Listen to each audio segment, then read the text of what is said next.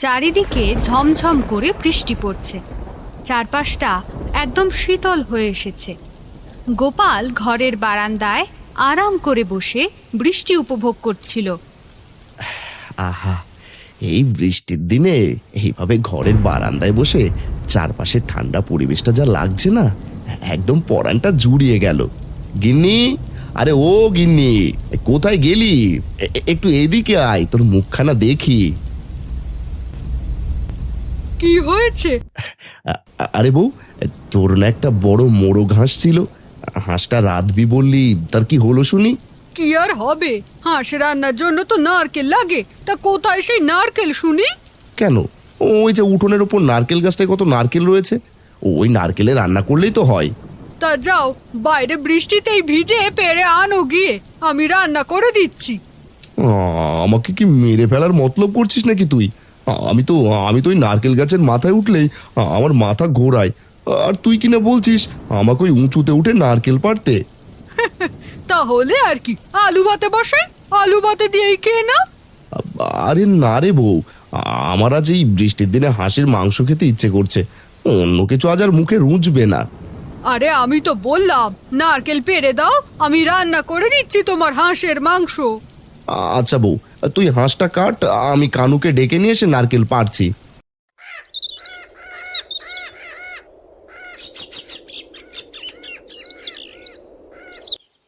তারপর গোপাল আর দেরি না করে রওনা দিল কানুর বাড়ির দিকে।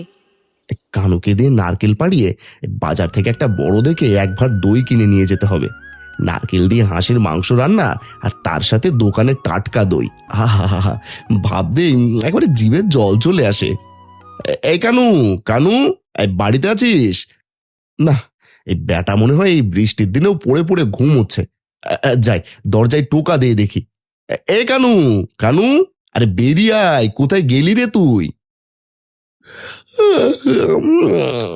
না, এই বৃষ্টির সকালে আমার ঘুমের 12টা বাজিয়ে দিল। কি গো গোপাল দাদা, আজ সকালে আমার বাড়িতে কেন? আমার ঘুমের 12টা বাজিয়ে দিলে যে। সকাল মানে? বেলা গুড়িয়ে দুপুর হয়ে গেল, আর তুই এখন সকাল বলছিস? আমার কাছে কোনো দুপুর সন্ধে নেই, আমার কাছে সবই রাত। তুমি যাও তো, আমি ঘুমোবো। ঘুমালে বললে তো হবে না, আমার বউ হাঁস রান্না করবে, আর আমি বাজার থেকে দই কিনে নিয়ে যাব। তা তুই চল, আমার নারকেল পেড়ে দিবি, চল। নারকেল দিয়ে হাঁস রান্না, সাথে আবার দই, বাবা বাবা বাবা, শুনেই জিভে কেমন জল চলে আসে। তাও আবার বাড়ির মোরগ হাঁস, বলো কি গো গোপাল দাদা, আমাকে খাওয়াবে তো? তোকে তো আমি খাওয়াতেই পারি, যদি তুই আমাকে ফ্রিতে নারকেল পেড়ে দিস। হ্যাঁ দাদা, চলো চলো। একটু আগে তো যেতেই চাইছিল না, যেই শুনেছে হাঁসের মাংসের কথা অমনি কেমন যেন দাদা বানিয়ে ফেলেছে, তা আবার আপন দাদা। কানু আর গোপাল দ্রুত চলে এলো গোপালের নারকেল গাছের তলায়। এই তো, এই তো চলে এসেছি আমার নারকেল গাছের কাছে। নে, এখন জলদি করে গাছে উঠে নারকেলগুলো পেড়ে দে দেখি। এই যা, এই কানু, এই কোথায় গায়েব হয়ে গেলি রে তুই? এই যে দাদা, গাছের ওপরে তাকাও। সে কি রে কানু, তুই চোখের পলকে ভিজে গাছে উঠে গেলি কি করে? এইটাই তো কানু গাছের কেরামতি। হয়েছে হয়েছে, আর পারতে হবে না, এখন নেমে আয়। তাহলে কানু, বিকেল বেলায় খেতে চলে আসিস কিন্তু। হ্যাঁ, সে আর বলতে দাদা, আলবাত আসবো। কানু চলে যাওয়ার পর গোপাল ঘরে নারকেল নিয়ে ঢুকলো। এই দেখ বউ, কত নারকেল পেড়ে এনেছি। বেশ করেছো, ওই ছোট নারকেল দুটো ছিলে দাও আমাকে। না বউ, নারকেল এখানেই থাক, আমি এসে ছিলে দেব। আগে একটু বাজার থেকে ঘুরে আসি। কেন গো, আবার বাজার কেন যাবে? এই বৃষ্টির মধ্যে আমি কি রান্না না করে বসে থাকবো নাকি? আরে বউ, আমি যে একবার দই কিনে নিয়ে চলে আসবো। আচ্ছা ঠিক আছে, যাও, তবে তাড়াতাড়ি এসো, আমারও অনেকদিন ধরে দই খেতে ইচ্ছে করছে। আচ্ছা, আমি গিয়ে ভালো দেখে একবার দই নিয়ে চলে আসবো।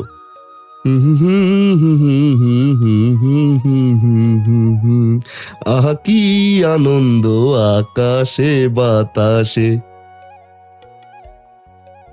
আরে গোপাল ভাই, কোথায় চললে গো? আর মনে এত ফুর্তি কিসের? ফুর্তি? ফুর্তি আবার কিসের হবে? আজ এই ঝমঝমে বৃষ্টির দিনে বাড়িতে নারকেল দিয়ে হাঁসের মাংস রান্না হবে, তাই যাচ্ছি দই কিনতে। বাহ বাহ বাহ বাহ, নারকেল দিয়ে হাঁসের মাংস, সাথে আবার দই। এটা একদম জমে যাবে গো, হ্যাঁ একদম জমে যাবে। তা একদিন এমন রান্না করে খাওয়ালেও তো পারো দাদা। তাহলে আর অন্য দিন কেন, আজকে আসো বিকেল বেলা করে। সত্যি দাদা, দাওয়াত দিলে? হ্যাঁ গো দাদা, সত্যি দিলাম। আচ্ছা আচ্ছা ঠিক আছে, দাওয়াত যখন দিয়েই দিলে তখন তো আর না গিয়ে উপায় নেই। আমি আসবো বিকেল বেলা দেখে, হ্যাঁ।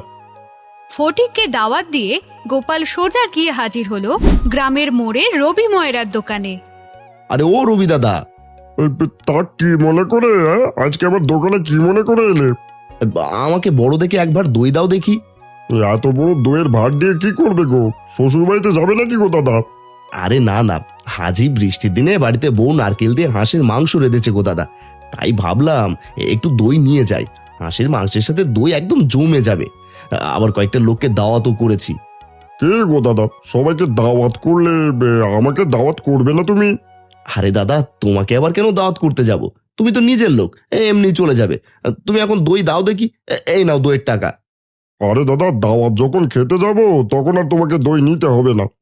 আমি বিকেলে যাওয়ার সময় ভালো দই নিয়ে যাব। তুমি এসো এখন। তা কি করে হয় দাদা, তোমার দই আমি তোমাকে কি করে খাওয়াবো? আরে দাদা, তা আমি আবার খালি হাতে যাবো নাকি? যাও তো, তুমি চলে যাও, আমি বিকেলে ভালো দই নিয়ে চলে আসবো। আচ্ছা দাদা ঠিক আছে, আমি তাহলে আসি, হ্যাঁ তুমি সকাল সকাল চলে এসো। এদিকে গোপাল যখন রাস্তায় একের পর এক মানুষকে দাওয়াত দিচ্ছে, ঘরে তখন লক্ষ্মী রান্না বসাতে গিয়ে বিপদে পড়েছে।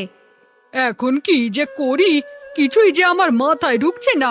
ঘরে তো ঝালের গুঁড়া শেষ, মানুষটাকে তো আনতে বললাম না। যাই দেখি, একটু বিন্দু মাসির বাড়ি থেকে একটু ঝালের গুঁড়া নিয়ে আসি। কি ব্যাপার রে লক্ষ্মী, তুই এই অসময় আমার বাড়িতে? সে কথার বলো না মাসি, আমি নারকেল দিয়ে হাঁসের মাংস রান্না করব, কিন্তু এখন দেখছি ঝালের গুঁড়োই নেই। একটু ঝালের গুঁড়ো দেবে আমাকে? তা না হয় দিলাম, কিন্তু তুই আমাকে দুটো হাঁসের মাংস আর দু টুকরো নারকেল দিয়ে যাস। এমন বৃষ্টির দিনে গরম ভাত আর হাঁসের মাংস একদম জমে যাবে। সে কি, কেন দিয়ে যেতে হবে? তুমি বিকেল বেলা চলে আসবে, এসে পেট পুড়ে খেয়ে যাবে। আচ্ছা ঠিক আছে, এত করে যখন বলছিস তখন আমি আসবো। আচ্ছা বেশ, এখন আমাকে ঝালের গুঁড়ো দাও দেখি। এই নে। আচ্ছা আমি চলি এখন তাহলে। হ্যাঁ, যা গিয়ে রান্না বান্না কর, আমি বিকেলে আসবো।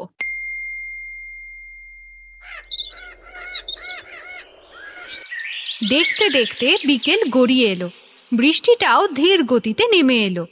গোপাল বাড়ি ফিরতেই লক্ষ্মী তার মুখে দুশ্চিন্তার কথা প্রকাশ করলো।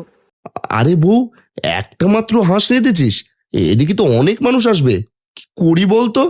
এখন কি আর করব, দাওয়াত যখন করেছো তখন তো খাওয়াতে হবেই। এই গোপাল দাদা, ও গোপাল দাদা, কোথায় গো তুমি? এই তো ওরা চলেও এসেছে, চল চল বাইরে যাই। এই দেখুন, বারান্দায় পাটি পাতা আছে, আপনারা বসুন, আমি খাবার দিচ্ছি। বিন্দু মাসি, তুমি আমাকে একটু সবাইকে খাওয়াতে সাহায্য করো, পরে আমরা সবাই মিলে খাবো। হ্যাঁ হ্যাঁ, চল চল। একটিমাত্র হাঁস দিয়ে শুরু হওয়ার সামান্য রান্নার আয়োজনটি গোপালের মনের সহজ সরলতা আর গ্রামবাসীদের আড্ডায় এই রিমঝিম বৃষ্টির দিনে এক অপূর্ব উৎসবে রূপ নিল।